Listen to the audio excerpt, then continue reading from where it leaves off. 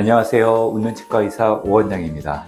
오늘 주제는 아마 돌출입 교정을 고민하는 분들이라면 밤잠 설치며 검색해 봤을 내용일 텐데요. 바로 입이 너무 많이 들어가서 내 얼굴 인상이 너무 많이 달라지면 어떡하지 하는 공포죠. 상담 과정에서 이와 같은 질문을 하는 분들이 꽤 많이 있습니다. 원장님, 저 발치 교정을 하고 나서 입 주변에 팔자주름이 깊어 보이고 확 늙어 보이면 어떡하죠? 혹은 입이 너무 들어가서 옥리처럼 보일까봐 걱정돼요. 이런 질문을 하시는 분들이 많죠. 여러분, 치아 교정은 단순히 치아를 뒤로 이동시키는 치료가 아닙니다. 만약 앞니들을 무조건 후방으로 많이 넣는 게 교정 치료의 목적이라면 어쩌면 교정 치료가 좀 쉬울 수도 있습니다. 하지만 우리 얼굴은요, 치아들이 후방으로 0.5mm 또는 1mm 정도만 뒤로 이동을 해줘도 인상이 많이 바뀌어 보입니다. 입이 과하게 들어가 보이는 원인은 글쎄요, 물론 개개인마다 다를 수 있지만 대표적인 원인은 한 5개 정도 생각해 볼 수 있습니다. 첫 번째는 입술의 두께입니다. 입술이 원래부터 얇은 분들은 치아를 조금만 넣어도 입술이 말려 들어가면서 입이 더 얇아 보이는 그런 인상을 느낄 수 있습니다. 반대로 또 입이 좀 도톰한 분들, 입술의 두께감이 충분한 분들은 치아가 많이 들어가도 입이 그만큼 들어가지 않아서 오히려 또 좀 자연스러워 보일 수도 있겠죠. 둘째는 비순각인데요. 비순각은 코하고 위에 입술이 이루는 각도입니다. 코끝과 인중이 이루는 각도가 교정치료 전부터 90도 이상으로 컸는데 돌출입인 경우, 이런 경우는 입을 뒤로 넣었을 때 입술이 후방으로 들어가면서 비순각이 더 증가하게 됩니다. 비순각이 증가하게 되면 코가 좀 들려 보이는 느낌도 들고요. 또 인중이 길어 보이는 느낌을 받게 될 수도 있습니다. 세 번째는 턱끝의 발달인데요.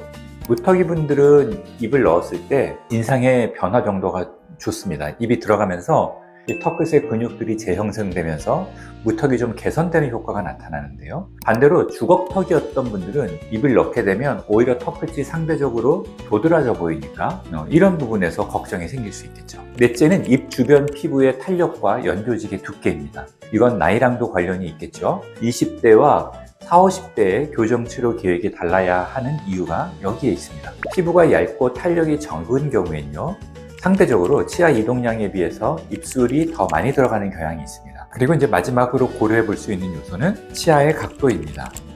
이 각도 조절이 실패한 경우 이제 옥리가 될 수 있겠죠. 치아 교정의 특성상 교정력은 치아 뿌리에 힘을 가하는 게 아니라 치아 머리 쪽에 힘을 가하면서 치아들을 뒤로 이동하다 보니까 치아 뿌리는 가만히 있고 머리가 이렇게 들어가면서 치아가 서 보이게 됩니다. 그리고 심한 경우에는 치아가 안쪽으로 기울어 보이게 되는데요. 이런 걸 우리가 이제 옥리라고 표현하는데, 이게 좀 부자연스럽고 인상을 어둡게 보이는 효과를 줄 수 있습니다. 이건 어떻게 보면 교정 치료를 하는 테크닉적인 그런 부분이긴 한데, 이 치아 각도에 대한 조절이 섬세하게 이루어지지 않으면 돌출입 개선은 외관상 많이 됐는데 치아가 너무 안으로 경사돼 보여서 웃거나 말할 때 좀 어두운 인상을 주게 될 수 있습니다. 교정 치료를 고민하시는 분들이 자주 우려하시는 부분은 크게 한 3가지 정도로 정리해 볼 수 있는데요. 첫 번째는 노안에 대한 걱정입니다. 입이 들어가면서 상대적으로 코가 높아 보이고 턱끝이 살아나는 것처럼 보이지만 피부 탄력이 받쳐주지 못해서 팔자주름이 깊어질까 걱정하는 거죠. 또 두 번째는 기능적 어색함인데요.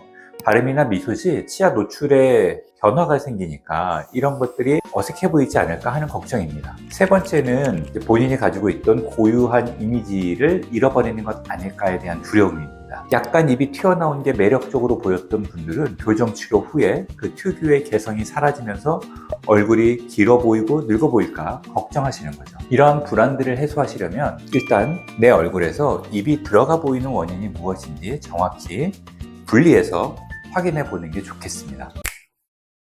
또 중요한 내용을 한번 할 건데요. 여러분, 그냥 교정 상담 가셔서 선생님 저 그냥 치아 예쁘게 해주세요, 입 넣어주세요 이렇게 하지 마시고요.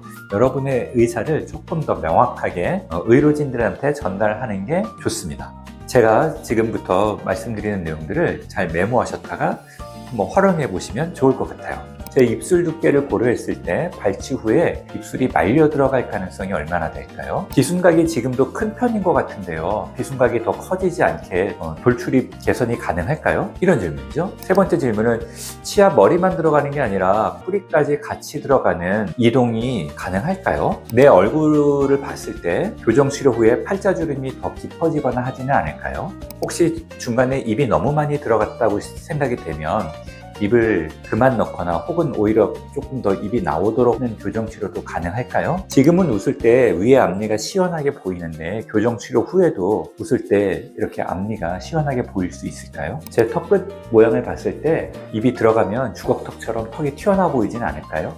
만약에 비발치로 돌출입 교정을 진행하게 되면 치간 삭제나 악궁 확장을 통해서 얼마나 입을 넣을 수 있을까요? 이런 질문들을 하게 되면요, 저도 마찬가지지만 이런 질문을 받는 순간 이 환자분이 치아 교정 치료에 대해서 공부를 많이 하셨구나, 많이 알아보셨구나 하면서 좀 더 세밀하게 봐드리고 설명드려야겠다라는 생각을 하게 됩니다. 자, 그럼 어떻게 해야 내 얼굴에 맞는 골든 라인을 찾을 수 있을까요? 제가 진료 시 환자들을 진단할 때 참고하는 주요 체크포인트 6가지를 안내해 드리겠습니다. 이건 어디까지나 참고용으로 안내해 드리는 거니까요. 너무 이게 절대적인 기준은 아니다라는 걸 다시 한번 말씀드리겠습니다. 가만히 있을 때 예뻐 보이는 것도 중요하지만요. 웃을 때 위의 치아가 좀 시원하게 매력적으로 드러나는 게 중요합니다. 이게 치아가 잘못 교정이 되면 웃을 때 치아가 잘 안 보이는 거죠. 그러면 인상이 좀 나이 들어 보이고 어두워 보이는 느낌을 줄 수 있게 됩니다. 자, 그리고 또 코끝과 턱끝을 연결한 선, 이걸 저희는 이제 심미적 기준선으로 보는데요. 이 기준선에 대해서 입술이 약간 뒤에 있는 건 우리가 이상적으로 생각하는 목표치이지만 여기서부터 너무 멀리 떨어져 있으면 입이 좀 과도하게 들어가는 것으로 볼 수 있습니다. 입이 들어가면 상대적으로 교정 치료 전보다 길어 보이는 느낌을 받을 수도 있습니다. 그래서 인중이 애초에 길었던 분이라면 발치를 동반한 교정 치료를 다시 한번 고려해 보는 게 좋을 수도 있습니다. 또 정면뿐만 아니라 45도에서 보는 옆모습도 되게 중요한데요. 45도 옆모습 얼굴에서 봤을 때 광대 밑쪽 부분에 볼 꺼짐 혹은 볼 패임 등이 있을 수 있는가라는 것도 체크해 볼 필요가 있습니다. 돌출입인 경우에 있어서 또 굉장히 중요시 판단해 봐야 될 내용은 치아의 전방 경사 각도입니다. 내 치아가 앞으로 많이 뻗어진 상태인지 아닌지를 좀 판단해 볼 필요가 있다는 거죠. 돌출인데 내 치아가 많이 뻗어지면서 돌출인 경우와 내 치아는 뻗어지지 않았는데 돌출인 경우가 좀 다르기 때문에 그렇습니다. 6번째는 치아가 겹쳐 있는지 아닌지도 확인을 해 봐야 되는데요.